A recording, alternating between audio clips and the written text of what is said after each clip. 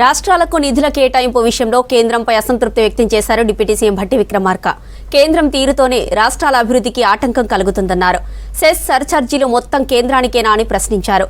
కేరళ తిరువనంతపురంలో జరిగిన దక్షిణాది రాష్ట్రాల ఆర్థిక మంత్రుల సమావేశంలో పాల్గొన్నారు భట్టి. రాష్ట్రాలకు సమాన అవకాశాలు కల్పించాల్సిందేనన్నారు ఆర్థిక మంత్రులు. రాష్ట్రాలన్నీ కలిసే యూనియన్ అనే సమాఖ్య స్ఫూర్తిని కేంద్ర ప్రభుత్వం నిర్లక్ష్యం చేస్తుందని విమర్శించారు డిప్యూటీ సీఎం భట్టి విక్రమార్క. రాజ్యాంగం ప్రకారం రాష్ట్రాలకు లభించే హక్కులను మోదీ సర్కార్ హరిస్తుందని ఆగ్రహం వ్యక్తం చేశారు. ఆర్థికంగా రాష్ట్రాలకు అన్యాయం చేయడమే కాకుండా వాటి అభివృద్ధిని, సంక్షేమాన్ని అడ్డుకునేలా వ్యవహరిస్తుందని, ఇది అభివృద్ధికి అడ్డంకిగా మారిందన్నారు. గురువారం తిరువనంతపురంలో జరిగిన దక్షిణాది రాష్ట్రాల ఆర్థిక మంత్రుల కాన్క్లేవ్కు తెలంగాణ నుంచి అటెండ్ అయ్యారు భట్టి. కేంద్రానికి రాష్ట్రానికి మధ్య ఆర్థిక సంబంధాలు టెక్నికల్ అంశం మాత్రమే కాదని, సమానత్వం, స్వయం ప్రతిపత్తి, సమర్థత సూత్రాల ప్రాతిపదికన రాజ్యాంగ స్ఫూర్తిని అమలు చేయడమన్నారు. ఈ సూత్రాలను పాటించడంలో కేంద్ర ప్రభుత్వం విఫలమైందని, ఫెడరల్ స్ట్రక్చర్కు విఘాతం కలిగిస్తుందన్నారు. రాష్ట్రాల అభివృద్ధిని అడ్డుకుంటుందని, అంతిమంగా రాష్ట్రాల మధ్య అనైక్యతకు, అసమానతకు కారణమవుతుందని ఆరోపించారు. రాష్ట్రాల ఆర్థిక అధికారాలను కేంద్రం కబ్జా చేయడంతో అవసరమైనవన్నీ నిధులు లేక అభివృద్ధికి ఆటంకం ఏర్పడుతుందని వివరించారు.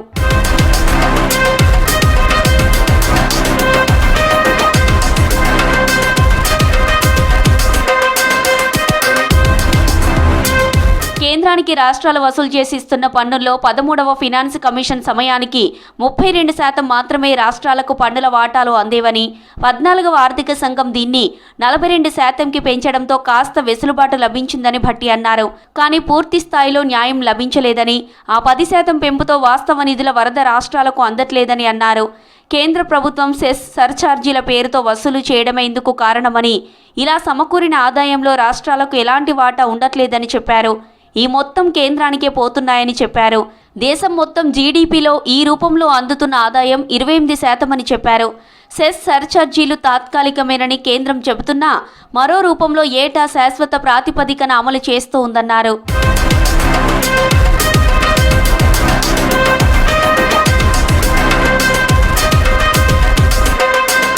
రాష్ట్రాలకు జీఎస్టీ పరిహారం చెల్లింపులను కేంద్రం ఆలస్యం చేస్తుందని, ఫలితంగా రాష్ట్ర ప్రభుత్వాలు బడ్జెట్లో రూపొందించుకున్న అంచనాలకు అనుగుణంగా సకాలంలో అందకపోవడంతో అభివృద్ధి, సంక్షేమ కార్యక్రమాలకు నిధుల సంకటం ఏర్పడుతుందన్నారు డిప్యూటీ సీఎం భట్టి. దక్షిణాది రాష్ట్రాలు జనాభా రీత్యా 19% ఉన్నప్పటికీ మొత్తం జీడీపీలో 30% వాటాను అందిస్తున్నాయని, కానీ డీవాల్యుయేషన్తో 21% అందితే 15వ ఆర్థిక సంఘం నాటికి 15.8% మాత్రమే అందుతుందన్నారు. జనాభా నియంత్రణకు కేంద్రం ఇచ్చిన ఆదేశాలను సమర్థవంతంగా అమలు చేసినందుకు ప్రోత్సాహం లభించడానికి బదులుగా ఆర్థిక నిధుల విడుదలకు జనాభా లెక్కలను ప్రామాణికంగా తీసుకోవడంతో కోత పడినట్లయిందన్నారు.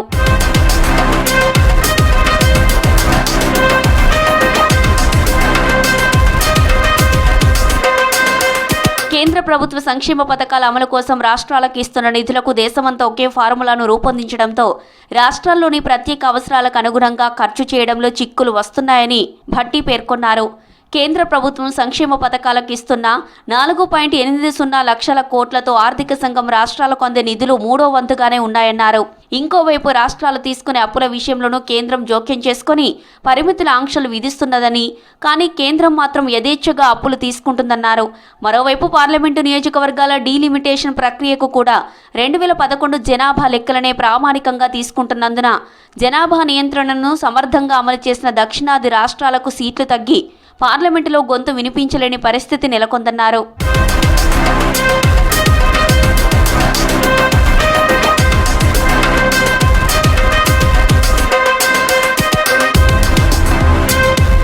రాష్ట్రాలకు పన్నుల వాటాలో 50% అందాలని భట్టి డిమాండ్ చేశారు. జీడీపీలో ఆయా రాష్ట్రాల కంట్రిబ్యూషన్కు తగిన నిష్పత్తి ప్రకారం ఇవ్వాలని, కేంద్రం ప్రస్తుతం వసూలు చేస్తున్న సెస్ సర్ఛార్జీల విషయంలో రాష్ట్రాలకు వాటా ఇచ్చేలా మార్పులు జరగాలని చెప్పారు.